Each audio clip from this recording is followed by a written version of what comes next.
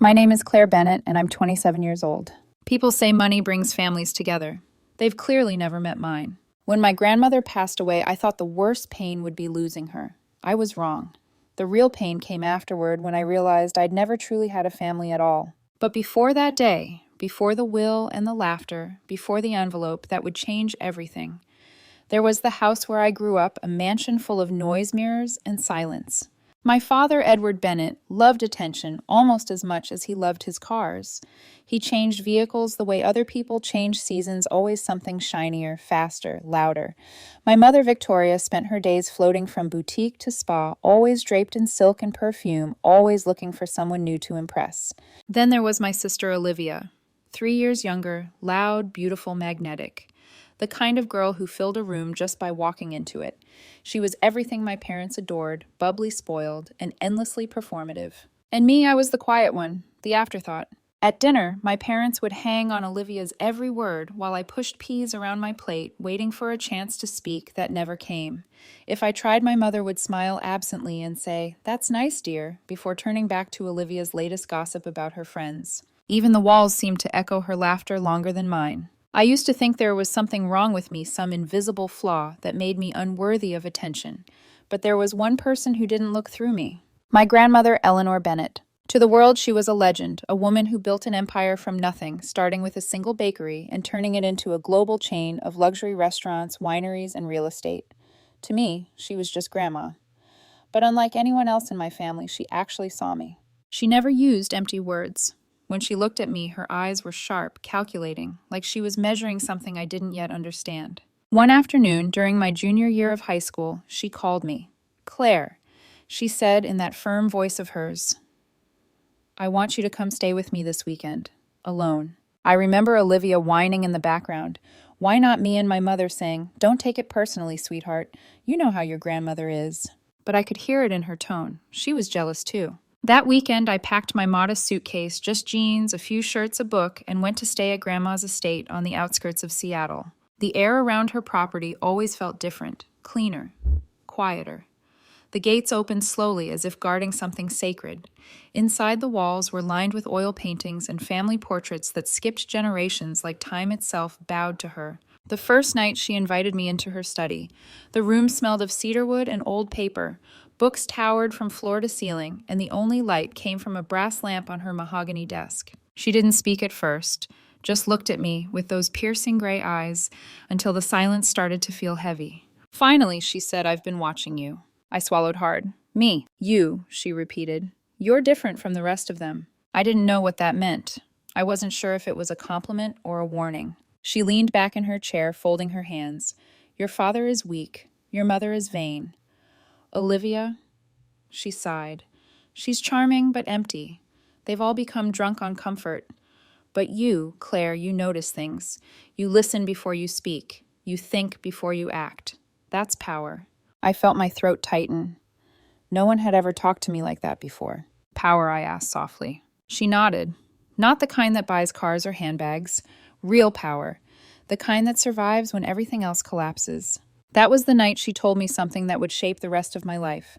I built everything this family has. Every brick, every dollar. But they don't respect it. They don't understand it. I've been searching for someone who does. Someone I can trust to protect it when I'm gone. I sat perfectly still. Then she looked right at me. "I think that person is you." I didn't breathe for a full 5 seconds. She stood up and opened a drawer, pulling out an elegant black fountain pen. She handed it to me. "Every signature changes fate," she said. "One day you'll understand what that means." That weekend changed everything. From then on, every school break, every holiday, I went to her estate.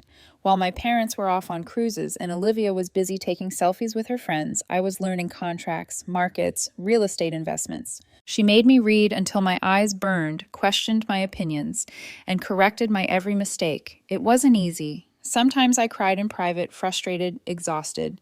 But then she would say, "If you want people to respect you, Claire, stop waiting for their permission." I carried those words with me. At family gatherings, I would try to tell them what I was learning. "Grandma's teaching me about business strategy," I once said at dinner. My father just chuckled. "That's cute, sweetheart. Maybe you can help balance my checkbook someday." Olivia laughed. "Or open your own lemonade stand." Everyone joined in, except Grandma. She just sipped her wine and gave me the faintest nod as if to say, let them laugh. Years later, I'd remember that moment vividly, their laughter, her silence, and realize she was already planning something bigger than any of us could imagine. I didn't know it then, but that weekend in her study would decide who I became and who my family would never be again. When I turned 18, my grandmother stopped calling me Claire and started calling me Apprentice. At first, I thought she was joking, but the way she said it, firm, deliberate, made it sound like a title I hadn't yet earned. That summer, she handed me a stack of ledgers taller than my laptop. These, she said, tapping the top with a pen, are the bones of my empire. Learn how they breathe. Oh. While my parents spent the summer in Santorini drinking wine and posting pictures of sunsets they didn't deserve, I sat in my grandmother's study tracing numbers and contracts with shaking fingers. She never made it easy for me. If I misread a report, she'd say, "You're too emotional. Numbers don't care about your feelings." If I gave an unsure answer, she'd slam her palm on the desk and demand confidence, Claire. You can't lead what you're afraid to own. And yet every harsh word felt like a strange kind of love. Sometimes late at night, we'd sit by the fireplace after hours of work. She'd pour tea, her hands steady despite her age, and she'd talk not about money, but about people. Money exposes character, she'd say. You give it to a fool, he'll burn it. Give it to a coward, she'll hoard it. But give it to someone who's been ignored their whole life. She looked at me over her teacup. They'll build an empire out of silence. I never forgot that line. The more she taught me, the more I realized she wasn't grooming a successor for her businesses, she was sculpting an entirely new kind of leader. She made me meet her lawyers, shadow her financial advisors, and attend business lunches where everyone underestimated me. Once at a board meeting, one of her older male partners laughed when I asked a question about projected revenue. "Sweetheart," he said condescendingly, "that's a bit too advanced for you." My grandmother smiled thinly. Then perhaps, she said, "You're not advanced enough for my company." The man went pale. He never interrupted me again. Outside those lessons, my family continued living as if I didn't exist. When I came home for winter break, Olivia bragged about her new art gallery internship. "Grandma said I have an eye for beauty," she told me, flipping her hair.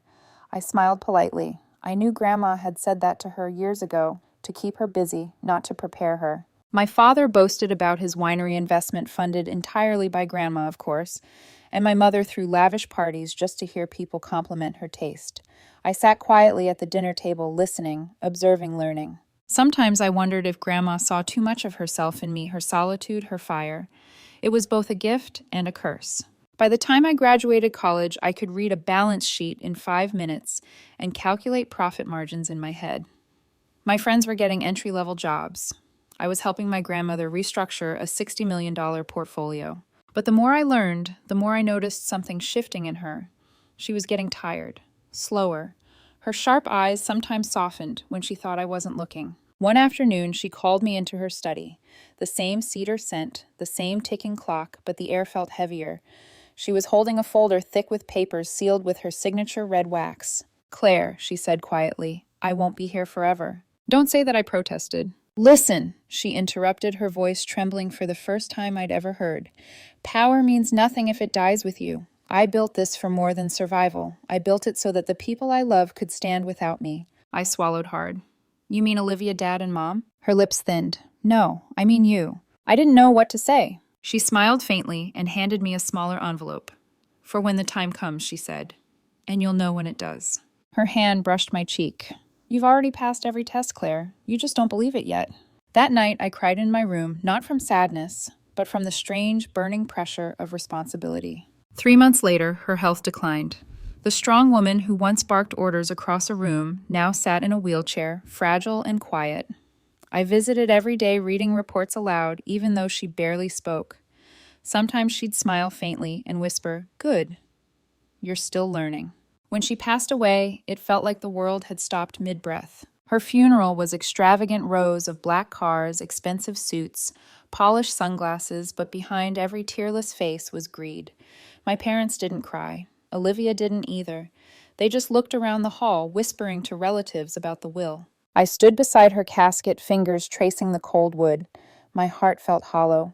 She had been my teacher, my only ally, my one proof that I mattered. Without her, I felt invisible again. But I could almost hear her voice echoing through the silence of that grand hall. "You're stronger than their laughter.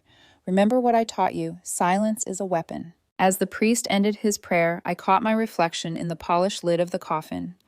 For the first time, I didn't see the forgotten daughter anymore. I saw someone ready to finish what her grandmother had started. The next morning, a letter arrived.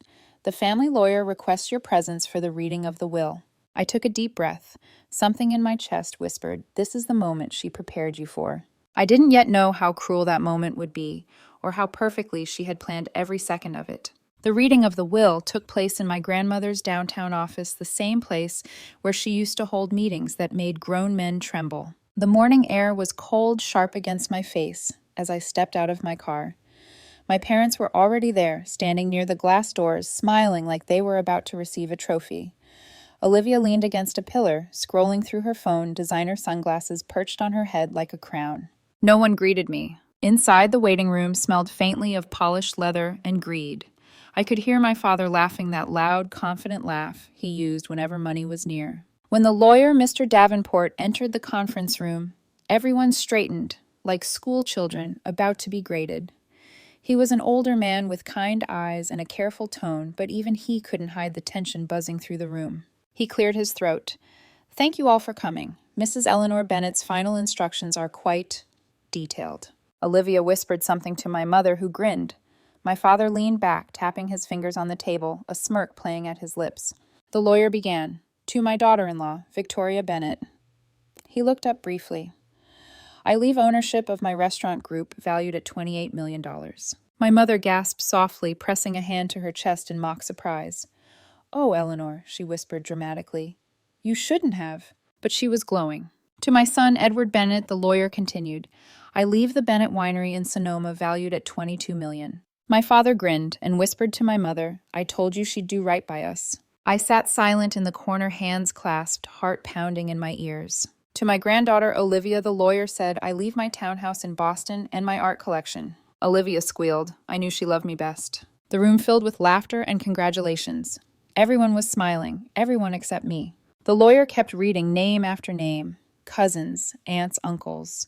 Each received something extravagant: jewelry, vacation homes, stock portfolios. And me nothing. My name wasn't mentioned, not once. I could feel eyes turning toward me, whispers slithering through the air. Did Grandma forget her? Maybe she got cut out. She was never close to Eleanor anyway. My face burned. I tried to look calm, but my fingers were trembling. Finally, the lawyer paused. The room grew quiet again. He glanced down at his papers, then looked directly at me. "And to my granddaughter, Claire Bennett." Every head turned. The lawyer reached into his briefcase and pulled out a single white envelope. He walked toward me and placed it in my hands. That is all he said gently. The silence that followed lasted only a moment before my father burst out laughing. "That's it? An envelope? Guess Mom didn't think you were management material, Claire." Laughter exploded around the room. Olivia giggled, hiding her smile behind her perfectly manicured hand. My mother smirked and said, "Oh, don't look so upset, darling. Maybe it's a letter of recommendation." Tears burned behind my eyes, but I refused to give them the satisfaction. I kept my expression still, though my throat ached. The lawyer shifted uncomfortably, but said nothing. My grandmother's instructions were clear. As my relatives left, still laughing, my mother passed me by, without a glance. My father clapped me on the shoulder. "Don't take it personally, kid. Some people just don't have the gift." The door closed behind them. I sat there for a long time, just staring at that envelope. It felt heavier than paper should. Finally, I walked out, got into my car, and sat in the driver's seat. The city outside blurred through the windshield. For years, I had told myself that one day they'd see me, that one day I'd prove I was worth something. Now I knew they never would. I tore open the envelope. Inside was a single plane ticket. First class. Destination, Geneva, Switzerland. And beneath it a folded sheet of paper. A bank statement. Balance $200, $1,000, $1,000, and nouns. I froze. My breath caught in my chest. For a moment I thought it was a mistake. Then I saw the handwriting. Her handwriting scrawled across the bottom of the statement in elegant ink. "The trust is activated on your 27th birthday, Sunshine. It's time to claim what was always yours." The world tilted. My grandmother's voice echoed in my head.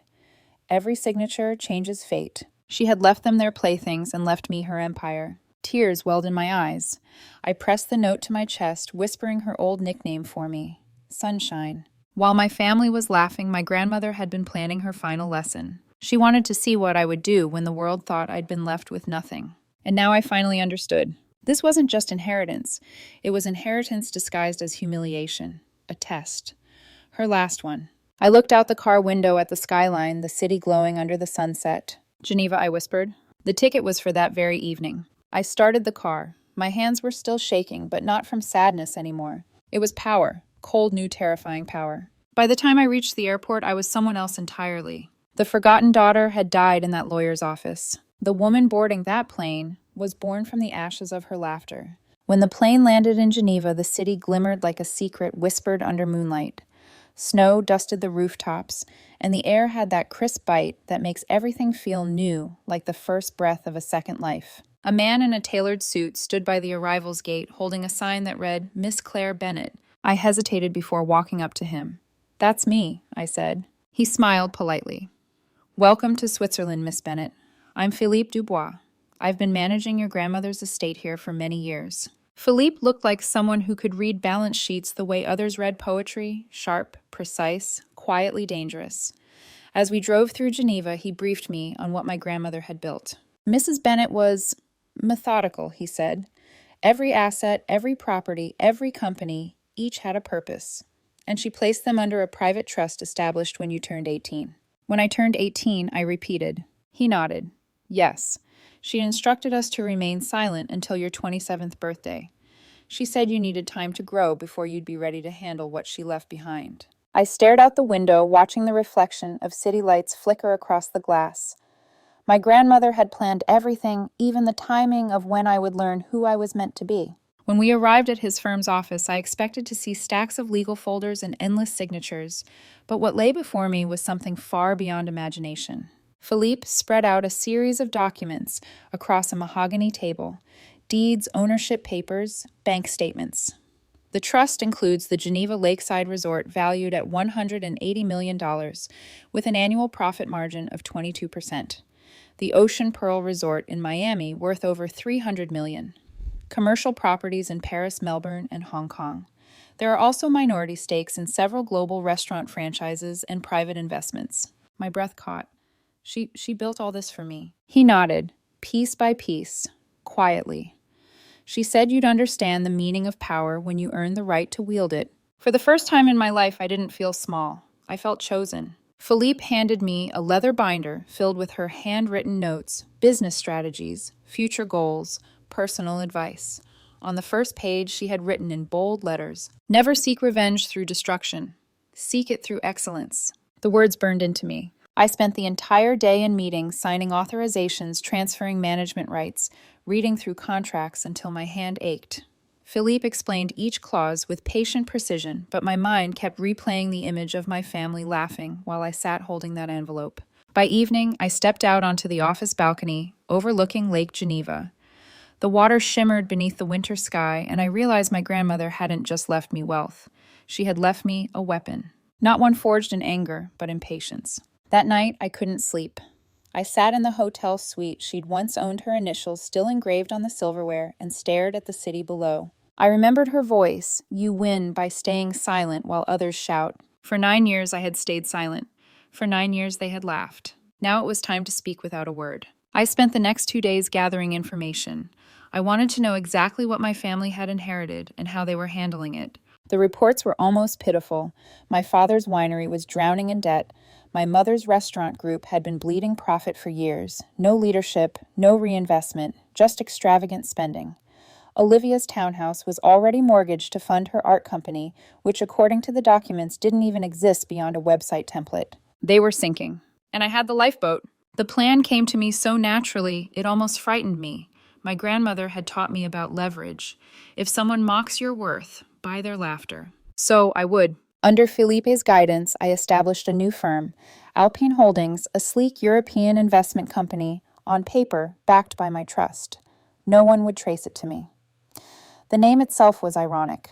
My grandmother once said, "Power is like a mountain, you don't climb it. Shouting, you climb it, quietly, step by step, until everyone looks up and realizes you're already at the top." I instructed Philippe to approach my mother's company with a simple offer. Alpine Holdings wanted to purchase her restaurant group for $42 million, nearly double its true value. She'd never resist that kind of vanity bait. And she didn't. Within a week, her lawyers were sending contracts. She didn't ask a single question about Alpine's investors. She didn't notice that one of the signatures mirrored the handwriting of a pen her own mother-in-law had once gifted to me. When Felipe confirmed the transfer was complete, he turned to me and said, "It's done. The company is yours." For a long moment, I just stared at the documents. I owned her empire now. The same restaurants she used to brag about at dinner. The same brand she used to boast defined her sophistication now belonged to the daughter she'd dismissed for years. I could almost hear my grandmother's whisper in the silence. Every signature changes fate. I closed the folder, exhaled slowly, and said, "Then it's time they see what I've become." I booked my flight back to Seattle. As the plane lifted through the clouds, I looked down at the shrinking lights of Geneva, the birthplace of my rebirth. When I returned home, I would invite them all to dinner, my parents, my sister, everyone who'd once laughed at me. And I'd show them the woman they created by pretending she didn't exist. 2 weeks after returning to Seattle, I invited my parents and Olivia to dinner. I told them I had finally found a decent apartment and wanted them to come see it. My tone was casual, polite, perfectly harmless, the kind of tone they never took seriously. An apartment, my father laughed on the phone. "Well, good for you, kiddo. It's about time you grew up." My mother's voice followed syrupy and smug. "We'll bring wine from the family vineyard. You'll love it. It pairs perfectly with success." They had no idea. That evening, a sleek black car pulled up in front of my new home, not an apartment, but a $21 million mansion overlooking Lake Washington. When the wrought iron gates swung open, their laughter died mid-sentence. I stood at the doorway, waiting. My mother was the first to step out, her heels clicking against the stone path. "Claire," she whispered, eyes wide. "What is this?" "My apartment," I said simply. Olivia's jaw dropped. You bought this." I smiled faintly. "Something like that." Inside, they moved through the marble foyer in stunned silence. The chandelier glittered above them, and the lake shimmered beyond the glass walls. My father ran his hand along the polished banister like it might vanish if he blinked. Finally, he turned to me, half angry, half incredulous. "How can you afford this?" My mother folded her arms, suspicion flickering behind her perfect makeup. "Don't tell me you married rich." "I didn't marry anyone," I said. "But remember that envelope you all laughed at?" Their faces tightened. "The one Grandma gave me." Olivia frowned. "That ticket thing. What about it?" I met her gaze. It led me to Geneva, to the trust Grandma created for me. $200 million, plus hotels, resorts, and real estate across 3 continents. The room went still. The air felt heavy. My father's color drained. That's impossible." "She left us her businesses," my mother snapped. "Why would she give you more?" "Because she knew you couldn't handle it," I said quietly. "She knew I could." Olivia took a small step toward me, confusion written across her face. "So, you're rich. Like really rich." I nodded once. My mother laughed bitterly. "You expect us to believe that, you, Claire, the girl who couldn't even get our attention at dinner." I tilted my head. "Funny, isn't it, the quiet one ends up owning the table?" My father clenched his fists. "Even if that's true, what's your point? You think money makes you better than us?" "No," I said, "but it makes me free." They stood there in silence, and for the first time in my life, I had their full attention. I let that moment stretch, then added, "And there's one more thing I forgot to mention." My voice was calm, almost gentle. "Mom, do you remember the company that bought your restaurant chain?" She blinked. "Alpine Holdings." "Of course. They made a wonderful offer." "Yes," I said, "they did, because Alpine Holdings is mine." It took a moment for the words to sink in, then her face turned crimson. "You what?" "I bought your restaurants, Mom. Every last one of them. The papers are signed, sealed, and completely legal. You sold your inheritance to your own daughter." Olivia gasped. My father's jaw tightened. "You tricked her." "I didn't trick anyone," I replied evenly. "I offered fair market value. You didn't bother to look at who was buying. That's not fraud. That's negligence." My mother's voice cracked. "How could you do this to me? How could you laugh at me when I had nothing?" I shot back. "You taught me to stay silent while you mocked me. Grandma taught me to listen. Now I've learned how to act." My father slammed his hand on the table. "We'll sue you." "Go ahead," I said. "You'll lose. The contracts are flawless. I had the best lawyers in Europe draft them." He glared at me, but behind the fury, I saw fear. The kind of fear people feel when they realize the world they built on arrogance is starting to crumble. Olivia's eyes filled with tears. "Claire, you're being cruel. We're your family." "Were you my family when you pretended I wasn't in the room? When you laughed while I sat holding an envelope?" She said nothing. My mother's voice trembled. You've changed. I smiled faintly. No, mother. I've just stopped apologizing for existing. The silence that followed was deafening. Then quietly I picked up a folder from the side table and placed it in front of them. Inside were copies of every document, proof of ownership, the trust papers, the signed sale agreements. They stared at the pages like they were staring into the wreckage of their own vanity. Finally, my father pushed the folder away.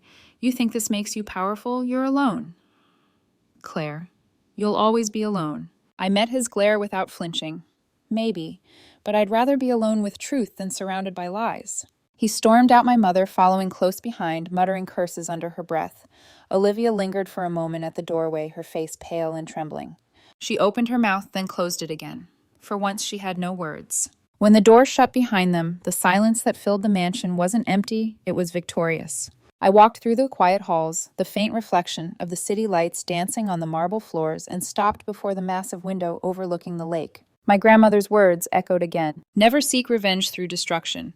Seek it through excellence. I hadn't destroyed my family. I had simply outgrown them. And the best part, they would spend the rest of their lives realizing that the daughter they ignored had become the woman they could never surpass. A year passed. 12 quiet, relentless months that rebuilt everything I had once been told I'd never become. The restaurant chain I'd bought from my mother was thriving. Revenues tripled, reviews soared. And the name Bennett Dining Group became synonymous with excellence again. Of course, my parents didn't know that the new success of their former business was all due to me. They read about it in magazines, saw interviews with my management team, and winced every time a journalist called Alpine Holdings visionary. They didn't suspect their forgotten daughter was the visionary in question.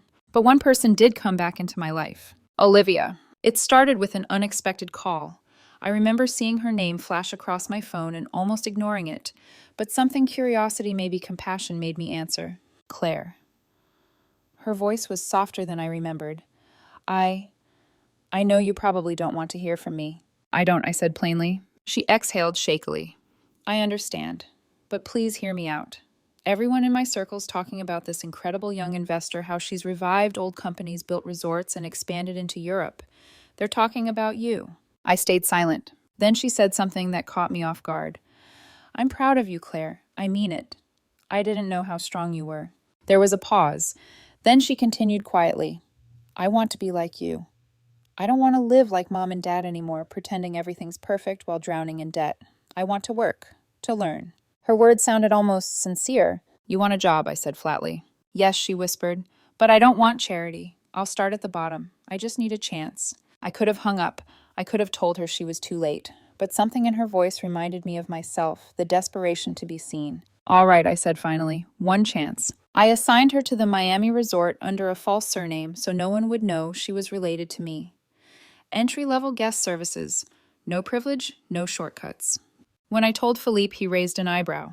Are you sure this is wise? Compassion can be costly. Maybe, I said, but redemption's worth more than revenge. At first, I expected Olivia to quit within a week. The resort world was brutal, long hours, demanding guests, endless discipline. But she didn't quit. She showed up early, smiled through criticism, and learned fast. 3 months later, I received an email from the resort's general manager. Your new trainee, Olivia Hart, is exceptional. She handles difficult guests with grace and treats her coworkers with respect. You might want to meet her. I flew down to Miami unannounced. I stood in the lobby and watched her from a distance. She didn't see me. She was helping a frustrated couple whose room had an issue, calm, patient, professional. There was no trace of the entitled girl who once laughed at my pain. That night, I asked her to dinner. She looked startled when I appeared at her apartment door, but she smiled a shy, genuine smile. You came all this way, she asked. I wanted to see for myself, I said. Over dinner, she admitted I didn't think I'd last a week. The first time a guest yelled at me, I almost cried, but then I remembered you. How you stayed calm no matter what people said. I wanted to learn that. I studied her face, the sincerity, the humility, and for the first time, I believed her. You've changed, I said quietly. I had to, she replied. I didn't like who I was before. There was a long silence between us. Then she looked down, her voice trembling. I'm sorry, Claire, for everything. For laughing at you. For not standing up for you. You didn't deserve any of it. The words hit harder than I expected. For years I'd imagined what it would feel like to hear an apology. I thought it would be satisfying, but instead it just hurt. I exhaled slowly. You can't change the past, Olivia, but you can choose who you want to be now. She nodded, tears brimming. Then I choose better. Over the next few months, I watched her grow. She moved up to assistant manager, then operations coordinator. Her reports were strong, her feedback glowing. She was no longer the spoiled sister who lived for parties. She was someone who'd learned to stand on her own. Meanwhile, my parents' lives began to crumble. The winery was in shambles, the restaurant profits long gone. My father called me one day under the guise of checking in. After a few awkward pleasantries, he finally said, "Claire, we're having some financial issues. Temporary, of course. If you could loan us—" "No," I said before he could finish. He sighed. "You have more than enough. We're your family." "I was your family too," I said. "You just never noticed." He hung up without another word. Later that week, my mother sent me a long email, half apology, half manipulation. She missed me. She was proud of me. She wanted to visit. At the bottom, she added a single line. "By the way, could you help us refinance the vineyard?" I deleted it. Instead, I focused on expansion, acquiring properties on the French Riviera, launching a scholarship program for young women in business. Every step I took felt like proof that Grandma's faith in me hadn't been misplaced. And yet, sometimes late at night, I'd think about Olivia's tearful apology and wonder if forgiveness could coexist with power.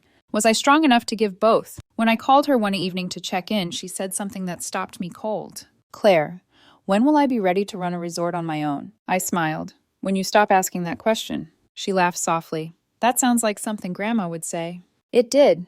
And in that moment, I realized something profound. My grandmother hadn't just trained me to lead. She had trained me to teach. I turned 28 on a quiet morning in spring. The lake outside my window shimmered like glass, and for the first time in years, I felt no need to prove anything to anyone. The world already knew who I was, and I finally did too. My businesses were flourishing. The restaurant chain my mother once mismanaged now boasted record profits. The resorts were booked year-round, and my properties in Paris and Hong Kong were expanding faster than I could keep track of. Journalists called me the invisible heiress, who built an empire in silence. But I didn't care about headlines. I cared about what came next. Sometimes I still thought about my parents. I saw their names in tabloids, lawsuits, tax issues, debt. They rarely contacted me anymore except when they wanted money. I stopped answering. Olivia, though, she was different. A year into her job at the Miami resort, she'd become one of our strongest managers. She called every week sometimes to ask for advice, sometimes just to talk. There was a warmth in her voice I'd never heard before, something honest and human. One night she said, "I get it now, Claire. Why Grandma believed in you. She saw something the rest of us were too blind to see." I smiled faintly. Maybe she saw what we both could become. "Do you forgive me?" she asked softly. The question lingered like a held breath. I thought about all the years of silence, the laughter, the humiliation in that lawyer's office. Then I thought about the woman she'd become, the one who chose humility over comfort, effort over ego. "I do," I said finally. "Just promise me you'll never forget what it took to earn it." "I won't," she whispered. We sat in silence, two sisters separated by the past, finally meeting somewhere in the middle of redemption. Months later, I returned to my grandmother's old estate. The iron gates were rusted now, the garden overgrown, but the scent of cedar still clung to the air like memory. I walked through her study, the same one where I once sat, trembling under her gaze as she said, "You're different." Dust covered the desk, but the old fountain pen she had given me remained in the drawer, untouched. I picked it up, the weight of it grounding me, and smiled. In her honor, I had come to sign one final document, one that mattered more than all the contracts I'd ever signed. The Sunshine Foundation, a global initiative to fund scholarships and mentorships for young women who had been overlooked, underestimated, or silenced, just like I once was. As the pen touched paper, my hands didn't shake this time. Every signature changes fate, she'd told me. I finally understood what she meant. Later that evening, I stood on the estate's balcony, watching the sunset bleed across the horizon. In the reflection of the glass, I almost saw her, my grandmother, standing beside me, her eyes soft, proud. "I did it," I whispered. The wind rustled the trees outside, carrying the faint echo of her voice. "Well done, sunshine." I closed my eyes and smiled. For the first time, I didn't feel like the forgotten daughter. I felt like the woman she always knew I would become. The heiress who didn't destroy her family but outgrew their cruelty. The student who turned pain into purpose. The legacy that lived not in wealth but in light. And as night fell over the quiet estate, I whispered the words that had guided me all along. Words my grandmother once said, and I finally believed. Real power isn't about being seen. It's about making others shine.